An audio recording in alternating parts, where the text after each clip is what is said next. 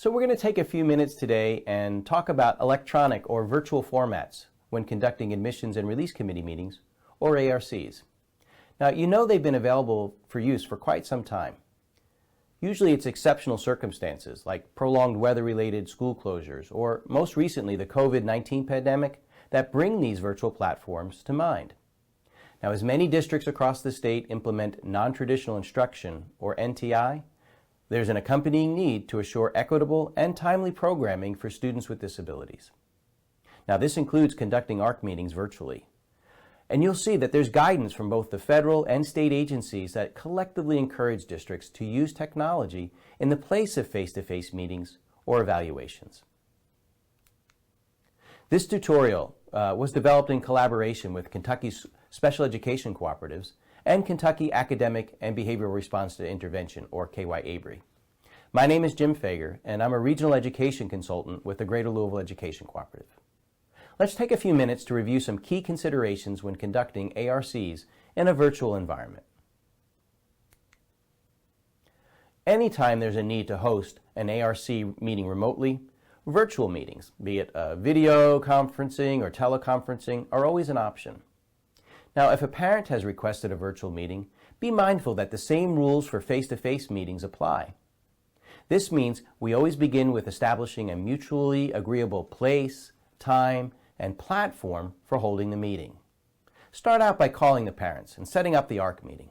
Be mindful to provide that 7-day notice, or if the parent is agreeable and if it's applicable, you can waive that 7 days and agree to meet earlier.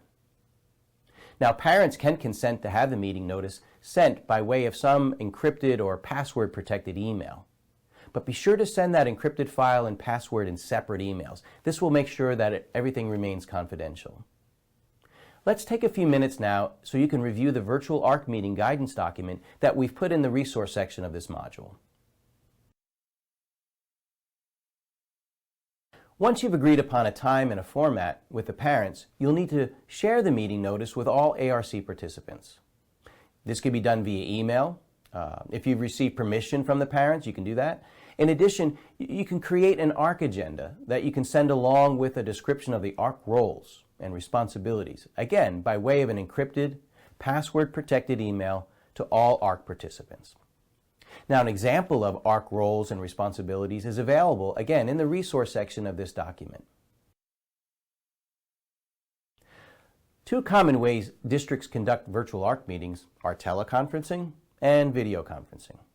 Now, whether you use Microsoft Teams, Zoom, Skype, Hangouts, Meets, or even just a simple telephone, the choice of the virtual platform should be made collaboratively with parents beforehand. This will ensure that all parties have opportunity to discuss the factors that will affect their active participation. Speaking of which, this is a good time for you to take a moment and ask yourself, what virtual platform or platforms do I know?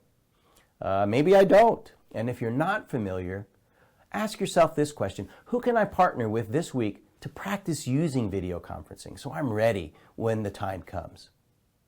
Now, once you've chosen a virtual format, send directions on how to use the chosen format to all ARC participants. And now, if you have it available, you should embed how-to videos. Also, think about setting up a time to practice and train staff members on how to share their screen so that they're comfortable and they're ready to discuss their portion of the IEP when the meeting time comes. If the staff feels comfortable after the first few meetings, you probably don't need to review this step. Finally, make sure to arrive early to your virtual ARC meeting, so that way it's open when participants start to log in. I don't think it's unacceptable to give that first 5 or 10 minutes for people to troubleshoot any possible technical difficulties. Let people get comfortable with the format. It may be helpful for you at this point to also have your phone and your email available. This is so you can provide assistance if it's needed. Make sure to share your screen and then split your screen when appropriate so everyone has access to the shared documents. Now you're ready to start your virtual ARC meeting. Finally, let's take a few minutes to write down some possible barriers to conducting your virtual ARC meeting. Ask yourself, what can I do before the meeting to make sure that everything goes as smooth as possible? To sum it up, virtual platforms can be a valuable tool that supports equitable and timely decision-making for students with disabilities. The time you spend planning and collaboratively selecting and practicing the virtual platforms, it's going to create an engaging environment for all ARC members to focus on the most important thing. And we all know that's the student.